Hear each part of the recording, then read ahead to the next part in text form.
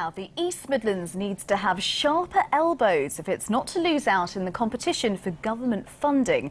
That's the warning tonight from one of our leading politicians.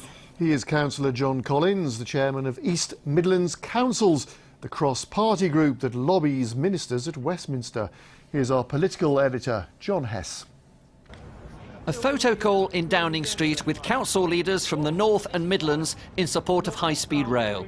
Tucked behind the Prime Minister, the Labour leader from Nottingham determined the East Midlands doesn't lose out in the regional power play for funding. So how's it been over Christmas and New Year? Back in Nottingham, Jon Collins visits a food bank in St Anne's, the City Council ward he's represented for 26 years.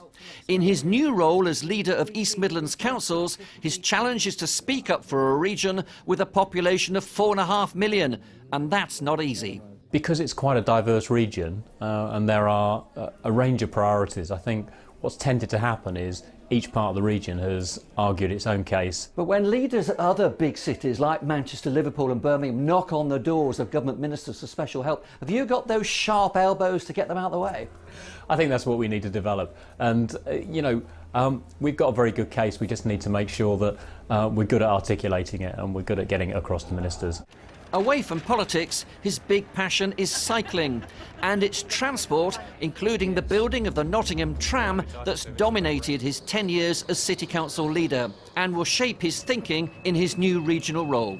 We've still got to make sure that the promised electrification of the Midland Main Line goes through. But I think actually more than that, across the region there are some very significant strategic sites that we want to get back into use, largely for manufacturing or for business and industry.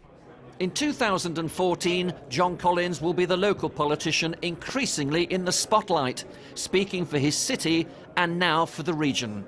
John Hess, BBC East Midlands Today.